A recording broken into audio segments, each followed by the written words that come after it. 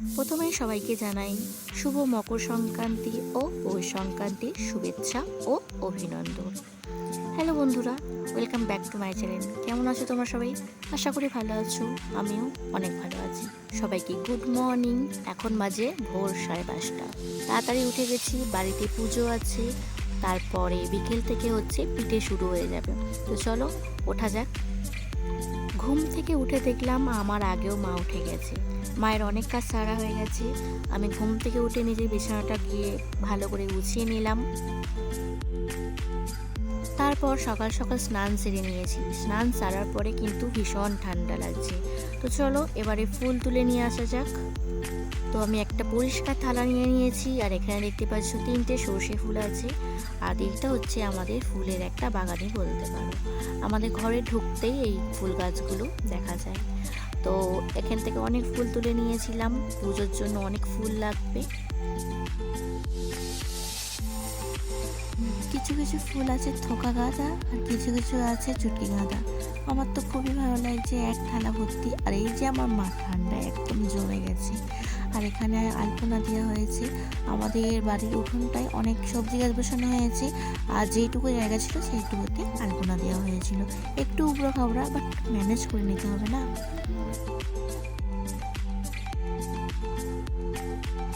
তারপর দেখলাম যে ঘরটা অনেক ফাঁকা ফাঁকা লাগছে, তাই জন্য চলো একটু ঘরেরটাই আলপনা দিয়ে যাক।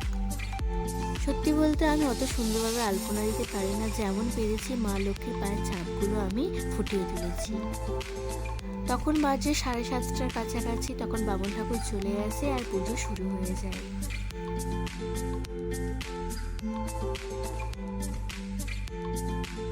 এটা আমাদের ঘরের ঠাকুর।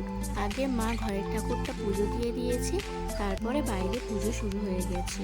তারপরে মা চলে গিয়েছিল দোকানে। দোকান থেকে 2 কিলো দুধ নিয়ে এসেছে, কারণ পিঠে করার জন্য দুধের প্রয়োজন। পাটিসাপটা ও আশকি পিঠের জন্য দুধ লাগবে।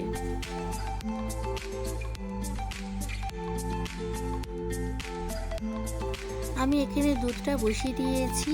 এই দুধটা দুটো পিঠে হবে। একটা আশকি পিঠে, যেটা অল্প দুধ দিয়ে লাগবে, দুধে ভিজিয়ে রাখা হবে আশকি পিঠেটা। আর একটা পিঠে হবে যে পাটিসাপটা, সেটা দুধের ছাই দিয়ে করবো। আর এখানে দেখতে পাচ্ছ যা যা লাগে, অনেক সরঞ্জাম আছে। মা সন্ধ্যে থেকে সব কিছু ভিজিয়ে রেখেছে। আর এই দেখতে পাচ্ছ অল্প দুধ তুলে রাখা হয়েছে, আর এগুলো ছানা কাটছে। আর এগুলো এবারে আস্তে আস্তে বসে গেলে এটা একটা দুধের ছাই করে পাটিসাপটা পিঠে বানানো হবে। গ্যাসের ফ্লেমটা একটু জোরে দিয়ে যখন দুধটা হালকা শুকিয়ে আসবে, তখন কিন্তু কন্টিনিউ নেড়ে যেতে হবে, নাহলে দুধটা কিন্তু কড়াই বসে যাওয়ার সম্ভাবনাটা একটু বেশিই থাকে। তারপরে মা চলে যাই মাঠে। মাঠে অনেক কাজ ছিল, আর আমি এখানে সবজিগুলো কাটতে বসে গেছি। আজকে নিরামিষ যেহেতু আলু ভাজা, বেগুন ভাজা, আর একটা শাক ভাজা হবে, আর কিছুটা ডাল আর ভাত, ব্যাস। তারপরে করা হয়েছিল পরোটা, সেগুলো তোমাদেরকে দেখানো হয়নি। মা যেহেতু ভাত খাবে না, পরোটা খাবে, আর আমি আর বাবা ভাত খাবো, তার জন্য এগুলো করা হয়েছে।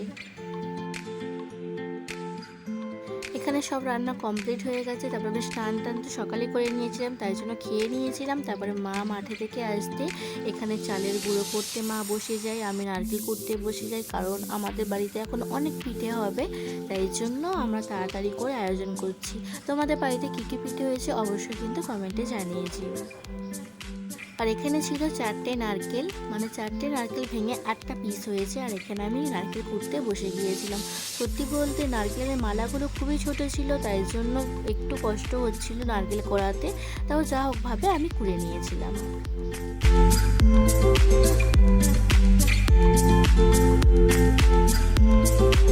এখানে মায়ের চাল গুঁড়ো করা অনেকটাই হয়ে গিয়েছিল, তাই জন্য মাকে বললাম যে চালগুলো একটু চেড়ে নিতে। আর তারপরে যে বাকি অংশগুলো একটু বড় বড় বের হয়েছে, সেগুলো আবার মাকে গুঁড়ো করতে হবে।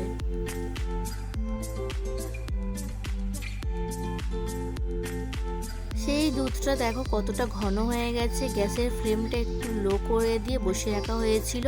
এইটা পাটিসাপটার জন্য একটা দুধের ছাই করা হচ্ছে।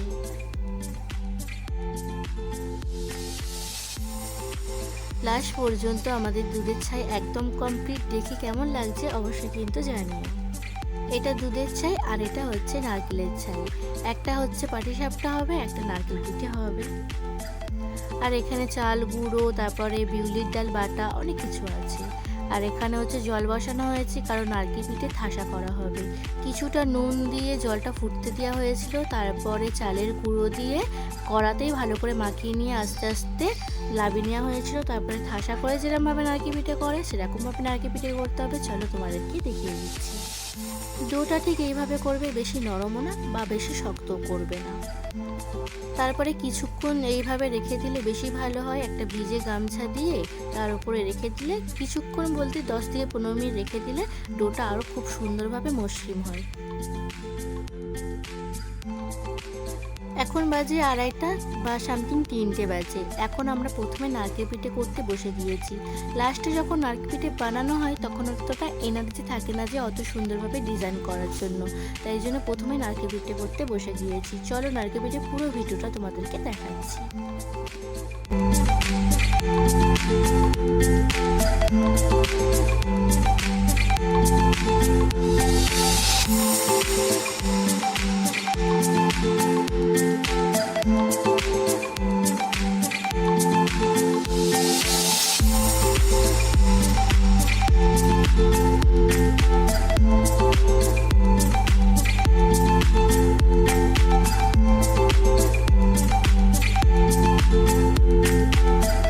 এখানে আমি অনেক রকম ডিজাইন করেছিলাম, আমার আসলে ভালো লাগছিল তাই জন্য আমি অনেক রকম ডিজাইন করেছিলাম। এখানে দুধের ছাইয়েরও নারকেল পিঠে করা হয়েছে, আর নারকেল ছাইয়েরও নারকেল পিঠে করা হয়েছে। অতটা ভালো দেখতে পাচ্ছ কেমন ডিজাইনগুলো হয়েছে, অবশ্যই কিন্তু ছেড়ে যাচ্ছিল। তারপরে ভালো করে মাখাতে খুব সুন্দরভাবে নারকেল পিঠেগুলো করেছিলাম। এখানে দেখতে পাচ্ছ দুধের ছাই হাফ ফুরিয়ে গেছে নারকেল পিঠে বানাতে বানাতে।